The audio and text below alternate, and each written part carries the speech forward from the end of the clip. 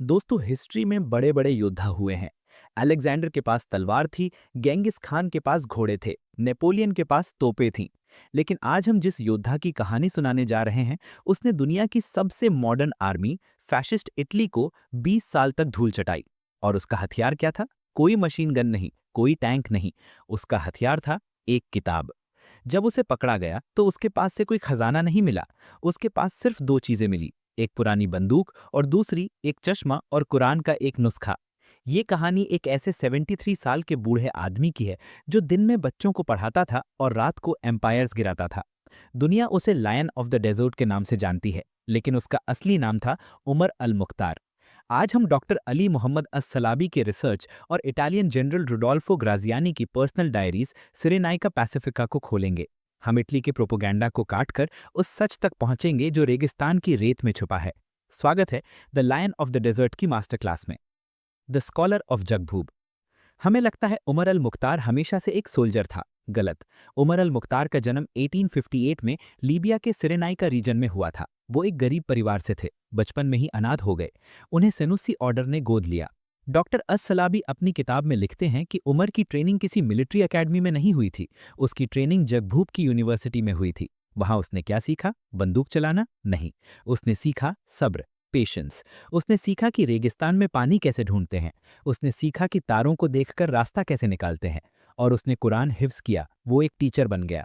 40 साल की उम्र तक उमर अल मुख्तार ने सिर्फ कलम चलाई थी। लोग दूर दूर से उसके पास अपने झगड़े सुलझाने आते थे।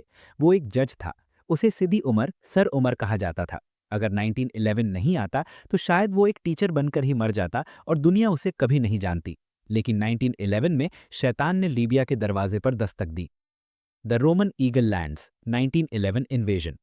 उस वक्त लीबिया ऑटोमन एम्पायर का हिस्सा था, लेकिन Ottoman empire sick man of Europe बन चुका था, कमजोर था। इटली को लगा फ्रांस ने अल्जीरिया ले लिया, ब्रिटेन ने इजिप्ट ले लिया, हमें भी अफ्रीका का एक टुकड़ा चाहिए। अक्टूबर 1911 इटालियन नेवी के जहाज ट्रिपोली के तट पर पहुंच गए। उन्होंने सोचा ये केक वॉक होगा। जनरल कैनेवा ने कहा था कि हम सुबह नाश्ता करेंगे और शाम को ट्रिपोली में डिनर करेंगे। उन्होंने ऑटोमन्स को हरा दिया, टर्किश सोल्जर्स वापस चले गए।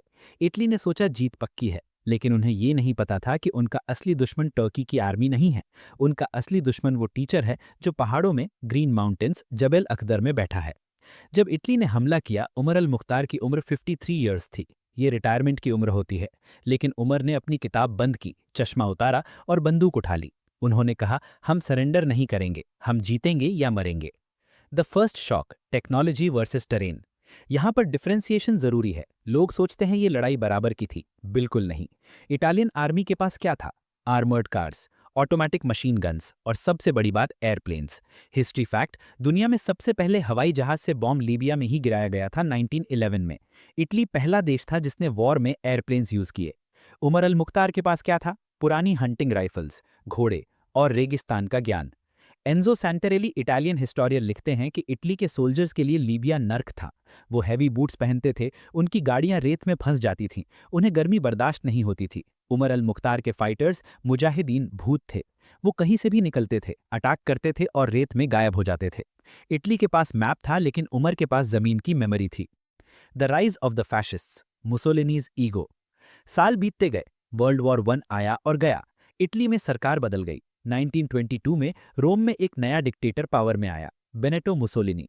मुसोलिनी को न्यू रोमन एम्पायर बनाना था। उसे ये बर्दाश्त नहीं था कि लीबिया के कुछ अनपढ़ बेदुइन इटली की शान को मिट्टी में मिला रहे हैं। मुसोलिनी ने ऐलान किया, लीबिया को पैसिफाई करो, चाहे कुछ भी करना पड़े। उसने लीबिया भेजा एक ऐसे जनरल को जिसे history the butcher of Faizan कहती है।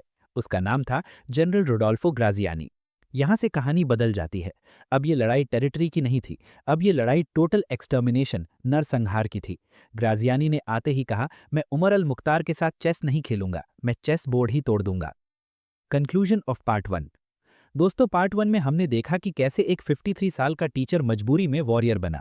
हमने देखा टेक्नोलॉजी और फेथ की टक्कर, लेकिन असली हॉरर अब शुरू होगा। ग्राजियानी एक नया प्लान लेकर आया था। उसने देखा कि वो उमर को मैदान जंग में नहीं हरा सकता, तो उसने डिसाइड किया कि वो उमर के लोगों को निशाना बनाएगा। वो औरतों, बच्चों और बूढ़ों को निशाना बनाएगा। पार्ट टू में हम देखेंगे the wire and the genocide, कैसे इटली ने लीबिया को दुनिया का सबसे बड़ा कॉन्सेंट्रेशन कैंप बना दिया था, कैसे उन्होंने इजिप्ट और लीबिया के बीच 270 किलोमीटर लंबी तारों की दीवार खड़ी कर दी थी, और उमर अल मुख्तार ने अपने भूखे और प्यासे सोल्जर्स को कैसे जिंदा रखा। दोस्तों, दीवार का नाम सुनते ही हमारे दिमाग में ग्रेट वॉल ऑफ चाइना या बर्लिन वॉल आती है, लेकिन हिस्ट्री में एक ऐसी दीवार बनी थी जिसे दुनिया भूल गई है। ये दीवार ईंटों की नहीं थी, ये दीवार कांटों की थी। 270 किलोमीटर लंबी कांटेदार तार, बार्ब्ड वायर, समुद्र से लेकर रेगिस्तान के दिल तक। इस दीवार ने एक देश को दो हिस्सों में काट दिया था। एक तरफ आज़ादी थी, इजिप्ट, और दूसरी तरफ मौत, लीबिया। जनरल रोडोल्फो ग्राजियानी ने लीबिया पहुंचते ही कहा था, अगर मछली को मारना है तो तालाब का पानी सुखाना पड़ेगा। If you want to kill the fish, you must drain the water. मछली थी उमर अल मुख्तार और पानी थी लीबिया की आम जनता, सिविलियंस। पार्ट 2 में हम देखेंगे द इटालियन जेनेसाइड। हम देखेंगे कि कैसे फैशिज्म ने एक पूरी कौम को पिंजरे में कैद कर दिया। तैयार रहिए, क्योंकि ये कहानी अब खून से लिखी जाएगी। ग्राजियानीज डायग्नोसिस, दुश्मन को पहचानो। जब रोडोल्फो ग्राजियानी 1930 में लीबिया आया तो इटली हार रहा था। उमर अल मुख्तार 70 इयर्स के हो चुके थे, लेकिन वो अभी भी इटली के कॉन्वॉयज को लूट रहे थे। मुसोलिनी गुस्से में था। ग्राजियानी ने आते ही पहले 2 महीने सिर्फ स्टडी किया। उसने अपनी किताब सिरेनाइका पैसिफिकाटा में लिखा है कि हमारी गलती ये है कि हम उमर को एक आर्मी समझ रहे हैं। वो आर्मी नहीं है, वो एक आइडिया है। जब तक बेदुइन उसे खाना दे रहे हैं, जब तक वो उसे अपने तंबू में छुपा रहे हैं, हम उसे नहीं हरा सकते। ग्राजियानी ने मुसोलिनी को एक टेलीग्राम भेजा, डूचे, मुझे टोटल वॉर की परमिशन दीजिए। मैं सोल्जर से नहीं लड़ूंगा, मैं उनकी लाइफ लाइन काट दूंगा। मुसोलिनी का जवाब आया, approved, do whatever is necessary. The great displacement. Graziani का पहला कदम हिस्ट्री का one of the biggest forced migrations था। उसने ऑर्डर दिया, जबेल अख्तर के सारे लोग, आदमी, औरत, बच्चे, जानवर, सब अपना घर छोड़ना होगा। इमेजिन कीजिए, हजारों सालों से जो लोग पहाड़ों में रह रहे थे, उन्हें 24 घंटे का वक्त दिया गया। सोल्जर्स आए, उन्होंने घरों को आग लगा दी, अनाज के गोदामों को जला दिया, पानी के कुओं में सीमेंट भर दिया गया ताकि कोई वापस ना आ सके। 1 लाख लोगों को पैदल चलाया गया। ये डेथ मार्च था। लोगों के पास खाना नहीं था, पानी नहीं था। जो बूढ़े चल नहीं पाते थे, इटली के सोल्जर्स उन्हें गोली मार देते थे। जो प्रेग्नेंट औरतें गिल जाती थीं, उन्हें वहीं छोड़ दिया जाता था। डॉक्टर अस्सलाबी लिखते हैं कि रास्ते में इतनी लाशें बिछी थीं कि गिद्ध भी थक गए थे। इन लाखों लोगों को कहाँ ले जाया गया? रेगिस्तान के बीच में एक जगह थी, El Agheila. The concentration camps. El Agheila, Soluch और सीदी अहमद, ये लीबिया के कॉन्सेंट्रेशन कैंप्स थे। नाजी जर्मनी के कैंप्स बनने से पहले इटली ने ये मॉडल लीबिया में टेस्ट किया था। इन कैंप्स के चारों तरफ तारें थीं, मशीन गन टावर्स थे। लोगों को भेड़ बकरियों की तरह ठूस दिया गया था। खाने के नाम पर दिन में सिर्फ मुट्ठी भर जौ, बार्ले मिलता था। सफाई का कोई इंतजाम नहीं था। बीमारियां फैलने लगी, टाइफस, स्मॉल पॉक्स। फिगर सुनिए, आप हिल जाएंगे। सिरेनाइका की पॉपुलेशन 2,25,000 थी। इस ऑपरेशन के बाद सिर्फ 1,40,000 लोग बचे। करीब 80,000 से ज्यादा लोग इन कैंप्स में भूख और बीमारी से मर गए। ये उमर अल मुख्तार की फौज नहीं थी, ये वो लोग थे जिनके लिए उमर लड़ रहा था। ग्राजियानी का लॉजिक सिंपल था, अगर जनता कैद में है तो उमर को रोटी कौन देगा, उमर को इन्फॉर्मेशन कौन देगा। पहाड़ खाली हो गए, गांव राख हो गए। उमर अल मुख्तार अब पहाड़ों में अकेले थे। द वायर, मौत की रेखा। लेकिन ग्राजियानी अभी भी सेटिस्फाइड नहीं था। उमर अल मुख्तार अभी भी इजिप्ट से मदद ले रहा था। इजिप्ट से वेपन्स आते थे, इजिप्ट से खाना आता था। लीबिया और इजिप्ट का बॉर्डर खुला रेगिस्तान था, उसे रोकना नामुमकिन था। ग्राजियानी ने इंजीनियर्स को बुलाया और एक इम्पॉसिबल डिमांड रखी, मुझे बॉर्डर बंद करना है। इंजीनियर्स ने कहा, सर बॉर्डर 300 किलोमीटर लंबा है, हम कैसे रोकेंगे? ग्राजियानी ने कहा, तार लगाओ, build a fence. April 1931 Italy ने कंस्ट्रक्शन शुरू किया। 270 किलोमीटर लंबी तारों की दीवार, 2 मीटर ऊंची। तारों की चौड़ाई 4 मीटर्स थी ताकि कोई जंप न कर सके। दीवार के साथ साथ लैंड माइंस बिछाए गए और हवा में एयरप्लेन्स 24/7 पेट्रोल करते थे। इस दीवार ने उमर अल मुख्तार का गला घोंट दिया। सप्लाई लाइन कट गई। उमर के पास एम्यूनिशन खत्म होने लगा, खाना खत्म होने लगा। उमर के सोल्जर्स, मुजाहिदीन पेड़ों के पत्ते, घोड़ा गाड़ी का चमड़ा उबालकर खाने लगे। The battle of Al Rahiba, Omar's counter attack. इतनी मुसीबत के बावजूद शेर अभी जिंदा था। ग्राजियानी को लगा उमर कमजोर हो गया है, तो उसने सोचा अब इसे खत्म करते हैं। जून 1930 ग्राजियानी ने अपनी एलिट फोर्सेस भेजी उमर को घेरने के लिए। जगह थी अल रहीबा। उमर अल मुख्तार के पास सिर्फ कुछ 100 लोग थे। इटली के पास टैंक्स और आर्मर्ड कार्स थीं, लेकिन उमर ने वही किया जो वो 20 साल से कर रहा था, एम्बुश। उमर ने इटली की आर्मी को एक तंग घाटी में आने दिया। जैसे ही गाड़ियां फंसी, उमर के सोल्जर्स चट्टानों के पीछे से निकले। इस बार उन्होंने दूर से गोली नहीं चलाई। वो पागलपन की हद तक बहादुर थे। वो दौड़कर टैंक्स के ऊपर चढ़ गए। उन्होंने आर्मर्ड कार्स के दरवाजे खोलकर अंदर हैंड ग्रेनेड्स फेंक दिए। रिजल्ट, इटली की पूरी बटालियन तबाह हो गई। ग्रेजियानी का राइट हैंड मैन और कई बड़े ऑफिसर्स मारे गए। इटालियन आर्मी अपने वेपन्स छोड़कर भाग गई। उमर अल मुख्तार ने उन वेपन्स को उठाया और कहा, ग्रेजियानी ने हमें सप्लाई भेजी है, शुक्रिया। ये ग्रेजियानी के लिए शर्मनाक था। उसने रोम रिपोर्ट भेजी कि मौसम खराब था इसलिए हारे, लेकिन अंदर से वो हिल गया था। उसने अपनी डायरी में लिखा, ये आदमी उमर कोई आम इंसान नहीं है, इसके पास कोई सुपरनैचुरल पावर है। मेरे सोल्जर्स इसके नाम से डरते हैं। The psychology of a rebel, faith over facts. यहाँ पर हमें रुककर उमर अल मुख्तार की साइकोलॉजी समझनी होगी। डॉक्टर अस्सलाबी लिखते हैं कि एक रात उमर के साथी बहुत निराश थे। एक साथी ने पूछा, सीदी उमर, हम हार रहे हैं, कैंप्स में हमारे बच्चे मर रहे हैं, इजिप्ट से मदद बंद हो गई है, दुनिया हमारी मदद नहीं कर रही, हम कब तक लड़ेंगे, इसका फायदा क्या है? उमर अल मुख्तार ने आग की तरफ देखा और एक लेजेंडरी जवाब दिया। उन्होंने कहा, हम लड़ते हैं क्योंकि हमें लड़ना है। जीत और हार अल्लाह के हाथ में है। हमारा काम नतीजा देखना नहीं है, हमारा काम कोशिश करना है। उन्होंने कहा, अगर हम आज हार गए तो आने वाली जनरेशन कहेगी कि हमने कोशिश नहीं की, लेकिन अगर हम लड़ते हुए मरे तो आने वाली जनरेशन हमारी राख से उठेगी और इस जंग को पूरा करेगी। ये लॉजिक नहीं था, ये ईमान था। लॉजिक कहता था सरेंडर करो, फेथ कहता था लड़ो। और यही वो चीज़ थी जो ग्रेजियानी के कंप्यूटर्स और मैप्स समझ नहीं पा रहे थे। The last Ramadan 1931। साल 1931 आ गया। सिचुएशन क्रिटिकल थी। उमर अल मुख्तार अब 73 साल के थे। उनकी सेहत गिर रही थी, बुखार रहता था। उनके पास सिर्फ 50-60 वफादार साथी बचे थे। बाकी या तो मर गए थे, या कैंप्स में थे, या सरेंडर कर चुके थे। ग्रेजियानी ने पूरे जबल अख्तर को किल जोन डिक्लेयर कर दिया था। जहां भी कोई इंसान दिखे, बॉम्ब गिरा दो। उमर एक गुफा से दूसरी गुफा में भाग रहे थे। दोस्तों, पार्ट 2 का एंड एक ट्रैजिक मोड़ पर आता है। उमर अल मुख्तार को पता था कि उनका वक्त आ गया है। उन्होंने अपने साथियों से कहा, तुम लोग चले जाओ, इजिप्ट भाग जाओ, दीवार पार करने की कोशिश करो, मुझे यहाँ रहने दो। लेकिन उनके साथियों ने कहा, हम आपके बिना जन्नत में भी नहीं जाएंगे। 11 सितंबर 1931। उमर अल मुख्तार एक छोटी सी घाटी में छुपे हुए थे। उन्हें नहीं पता था कि इटालियन स्पाइज ने उनकी लोकेशन ट्रैक कर ली है। उन्हें नहीं पता था कि ये उनकी आखिरी सुबह है। पार्ट 3 में हम देखेंगे द कैप्चर, वो मोमेंट जब शेर पिंजरे में फंसा। हम देखेंगे वो ट्रायल जो सिर्फ एक नाटक था। और हम सुनेंगे उमर अल मुख्तार के वो आखिरी शब्द जो आज भी लीबिया के हर बच्चे की जुबान पर हैं। क्या इटली उमर को झुका पाएगा, या उमर मरकर भी इटली को हरा देगा? दोस्तों, 11 सितंबर 1931। इटालियन एम्पायर के लिए ये दिन दिवाली जैसा था। रोम में मुसोलिनी खुश था, बेंगाजी में ग्राजियानी खुश था। क्यों? क्योंकि 20 साल की नाकामी के बाद आज उनके हाथ में वो भूत आ गया था जिसने उन्हें रातों को जगाया था। लेकिन जब इटालियन सोल्जर्स ने अपने कैदी को देखा तो वो हैरान रह गए। उन्हें उम्मीद थी कि कोई 6 फुट लंबा मस्कुलर खौफनाक वॉरियर होगा, लेकिन उनके सामने कौन था? एक 73 साल का कमजोर बूढ़ा, जिसके हाथ कांप रहे थे, जिसके कपड़े फटे हुए थे, जिसके चश्मे पर धूल जमी थी। इटालियन सोल्जर्स सोच रहे थे, क्या ये वही आदमी है जिसने हमारे जनरल्स को रुलाया था? लेकिन दोस्तों, शक्ति शरीर में नहीं होती, शक्ति निगाह में होती है। जब उस बूढ़े ने अपनी आंखें उठाकर इटालियन ऑफिसर्स को देखा तो ऑफिसर्स ने अपनी नजरें झुका लीं। पिंजरे में शेर कैद जरूर था, लेकिन वो अभी भी शेर था। आज हम देखेंगे दी एनकाउंटर, ग्रेजियानी और उमर अल मुख्तार की मुलाकात, और वो ट्रायल जो इंसाफ का नाटक था। दी एम्बुश एट स्लोन्टा, गिरफ्तारी। गिरफ्तारी कैसे हुई? 11 सितंबर को उमर अपने छोटे से ग्रुप के साथ स्लोन्टा वैली में थे। कहा जाता है कि वो वहां के मशहूर सहाबी कंपेनियन ऑफ प्रॉफिट सीदी रुवैफा इब्न थाबित की कब्र पर दुआ करने गए थे। इन्फॉर्मर्स ने खबर दे दी। इटालियन आर्मी ने घाटी को चारों तरफ से घेर लिया। उमर के साथी भाग सकते थे, लेकिन उन्होंने लड़ना चुना। एक छोटी सी स्कर्मिश हुई। उमर का घोड़ा गोली लगने से गिर गया। उमर जमीन पर गिरे, उनका चश्मा गिर गया।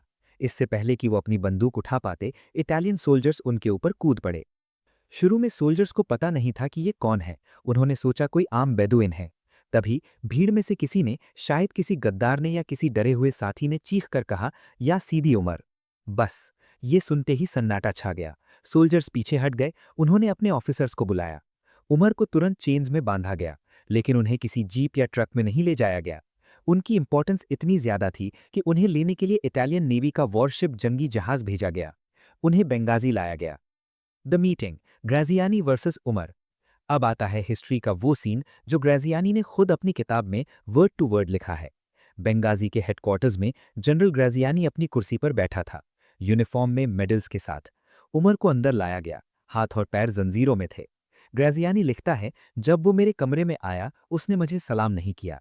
वो सीधा खड़ा रहा। उसकी आंखों में कोई डर नहीं था, कोई रिक्वेस्ट नहीं थी। ग्राजियानी ने पूछा, तुमने हमारे खिलाफ जंग क्यों की? उमर ने शांति से कहा, अपने धर्म और अपनी आज़ादी के लिए। ग्राजियानी, क्या तुम्हें लगता था कि तुम हमें हरा सकते हो? हमारे पास टैंक्स हैं, प्लेन्स हैं। उमर, जंग करना हमारा फर्ज है, जीत और हार अल्लाह के हाथ में है। ग्राजियानी ने गुस्से में कहा, मुझे पता है तुम्हारे पास और कौन छुपा हुआ है। बता दो, शायद मैं तुम्हारी जान बख्श दूं। उमर ने मुस्कुराते हुए कहा, मैं अपने बेटों को, मुजाहिदीन को धोखा देने के लिए जिंदा नहीं रहना चाहता। ग्राजियानी चिढ़ गया। उसने कहा, तुम्हारे पास अब कुछ नहीं बचा। तुम्हारी जिंदगी मेरे हाथ में है, मैं तुम्हें फांसी पर लटकाऊंगा। यहां पर उमर अल मुख्तार ने वो लाइन कही जो आज भी अरब दुनिया में लेजेंडरी है। उन्होंने ग्राजियानी की आंखों में देखकर कहा, मेरी जिंदगी तुम्हारी जिंदगी से लंबी होगी। My life will be longer than yours. इसका मतलब क्या था?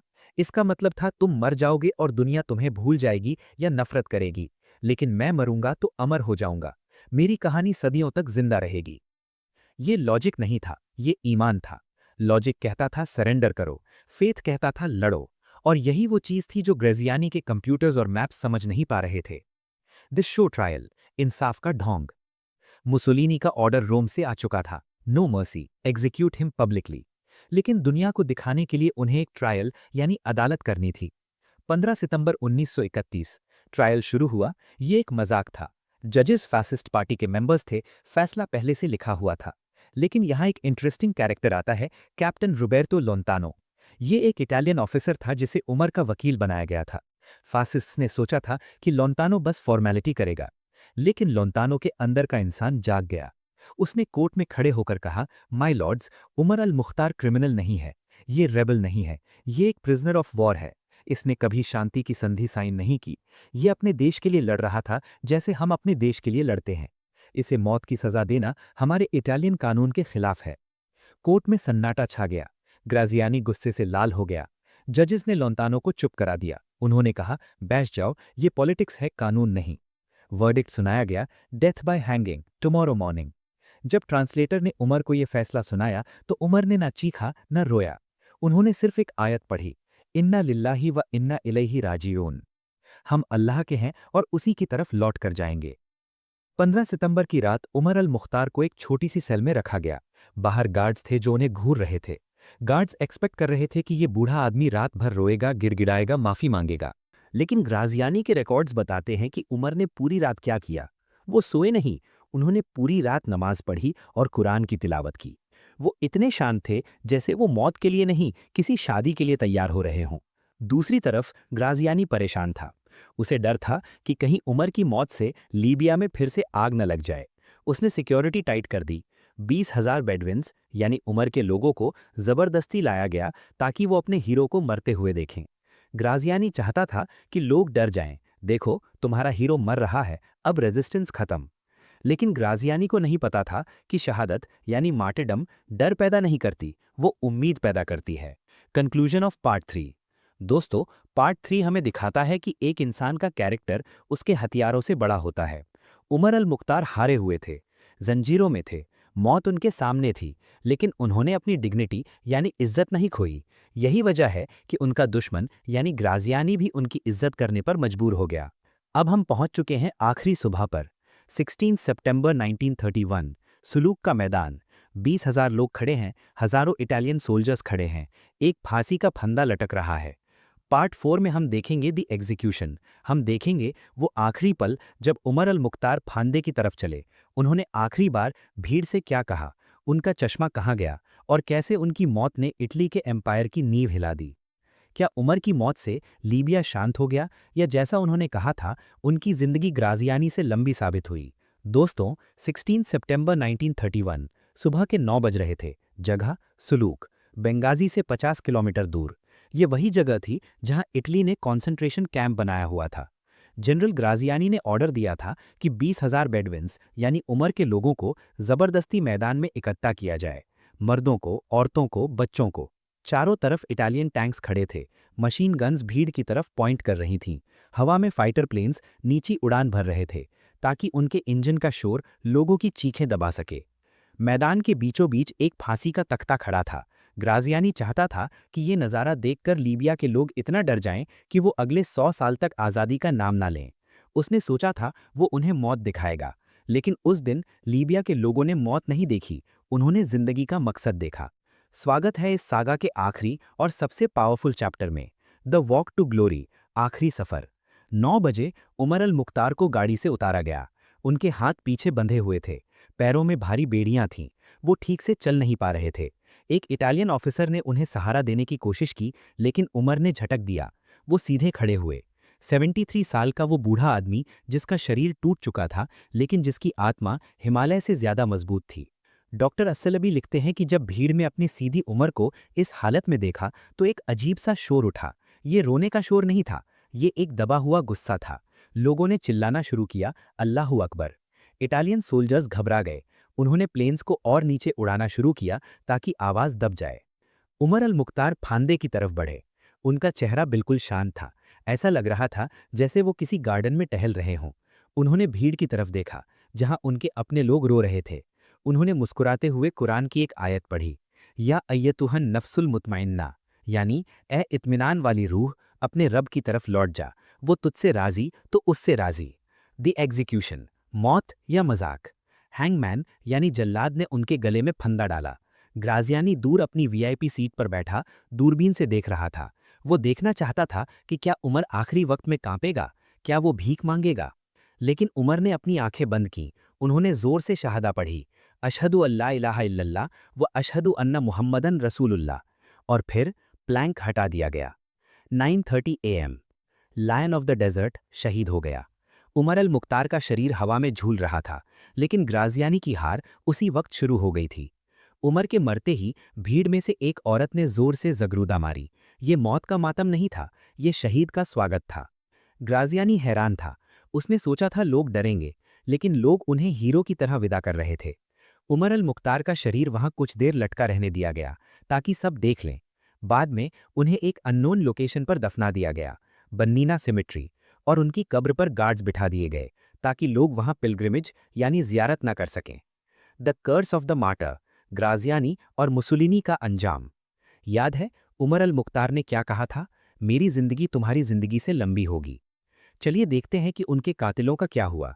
हिस्ट्री गवाह है कि कर्मा का हिसाब बहुत ब्रूटल होता है। बेनिटो मुसोलिनी, जिस डिक्टेटर ने ऑर्डर दिया था 1945 में, वर्ल्ड वॉर 2 के एंड में इटली के लोगों ने ही उसे पकड़ लिया। उसे गोली मारी गई और फिर उसकी लाश को मिलान के एक पेट्रोल पंप पर उल्टा लटका दिया गया। लोगों ने उसकी लाश पर थूका और पत्थर मारे। उमर अल मुख्तार इज्जत से मरे थे, मुसोलिनी जिल्लत से मरा। Rodolfo Graziani, butcher of Fezzan, world war 2 के बाद उसे अरेस्ट किया गया। उसे वॉर क्रिमिनल घोषित किया गया। वो अपनी बाकी जिंदगी जेल और बदनामी में रहा। जब वो मरा तो हिस्ट्री बुक्स ने उसे एक मॉन्स्टर लिखा। कोई उसकी कब्र पर फूल चढ़ाने नहीं जाता। और उमर अल मुख्तार, आज लीबिया के करेंसी नोट पर किसका चेहरा है? उमर अल मुख्तार का। आज दुनिया की सबसे बड़ी मूवीज में से एक, the lion of the Desert, किस पर बनी है? उमर अल मुख्तार पर। आज भी जब पैलेस्टाइन, सीरिया या कहीं भी लोग जुल्म के खिलाफ लड़ते हैं तो वो किसका पोस्टर उठाते हैं? उमर अल मुख्तार का। उनकी बात सच साबित हुई। ग्राजियानी मर गया और मिट गया। उमर अल मुख्तार आज भी जिंदा हैं। The glasses, a symbol of vision. एक छोटी सी डिटेल जो बहुत पावरफुल है। उमर अल मुख्तार के वो राउंड ग्लासेस, चश्मा। जब उन्हें अरेस्ट किया गया था तो एक इटालियन ऑफिसर ने वो ग्लासेस सुवेनियर यानी यादगार के तौर पर रख लिए थे। सालों बाद वो ग्लासेस लीबिया वापस आए। आज वो ट्रिपोली के म्यूजियम में रखे हैं। वो ग्लासेस हमें क्या सिखाते हैं? कि एक टीचर, एक स्कॉलर, एक पढ़ा लिखा इंसान सबसे बड़ा वॉरियर होता है। बंदूक तो कोई भी चला सकता है, लेकिन 20 साल तक एक एम्पायर से लड़ने के लिए विजन यानी नजरिया चाहिए होता है। उमर अल मुख्तार ने साबित किया कि एजुकेशन और रेजिस्टेंस अलग नहीं है। कलम और तलवार एक हो सकते हैं अगर मकसद साफ हो। Lessons from the lion. दोस्तों, इस 4 पार्ट सीरीज को रैप अप करते हुए हमें खुद से पूछना चाहिए कि हम उमर अल मुख्तार से क्या सीख सकते हैं। सिर्फ इमोशनल होने से काम नहीं चलेगा। एसिमेट्रिकल वॉरफेयर, दिमाग से लड़ो। उमर के पास रिसोर्सेज नहीं थे, उन्होंने जियोग्राफी को अपना हथियार बनाया। जब आप कमजोर हों तो दुश्मन के मैदान में मत लड़ो, अपने मैदान में लड़ो। फेथ ओवर फियर, यकीन। जब ग्राजियानी ने कहा हमारे पास प्लेन्स हैं, उमर ने कहा हमारे पास अल्लाह है। ये अंधविश्वास नहीं था, ये मोराल था। अगर आपको अपने कॉज पर भरोसा है तो टैंक्स आपको नहीं रोक सकते। प्रिंसिपल्स, उसूल। उमर ने कभी इटालियन प्रिजनर्स को टॉर्चर नहीं किया। उन्होंने कभी औरतों बच्चों को नहीं मारा। उन्होंने कहा वो हमारे टीचर नहीं है, हमारे टीचर प्रॉफिट ने हमें जंग के उसूल सिखाए हैं। दुश्मन जैसा बनना आसान है, लेकिन दुश्मन से बेहतर रहना असली जीत है। Conclusion, the final roar. दोस्तों, 1931 में इटली को लगा था कि उन्होंने लीबिया को पैसिफाई यानी शांत कर दिया है। लेकिन 1951 में लीबिया आज़ाद हो गया, और उस आज़ाद लीबिया के पहले राजा किंग इद्रिस ने सबसे पहला काम क्या किया पता है? वो उमर अल मुख्तार की कब्र पर गए और वहां सजदा किया। एंथनी क्विन, एक्टर जिन्होंने मूवी में उमर का रोल किया था, ने कहा था कि मैंने बहुत रोल किए हैं, लेकिन उमर अल मुख्तार का रोल करने के बाद मुझे लगा कि मैं एक बेटर इंसान बन गया हूं। ये ताकत होती है एक सच्चे किरदार की। उमर अल मुख्तार सिर्फ लीबिया के हीरो नहीं हैं, वो हर उस इंसान के हीरो हैं जो नाइंसाफी के खिलाफ खड़ा होना चाहता है, चाहे वो अकेला क्यों ना हो। उनका आखिरी मैसेज हम सब के लिए है। अपनी आज़ादी के लिए लड़ो, अगर जीत न सको तो लड़ते हुए मर जाओ, लेकिन कभी घुटने मत टेको।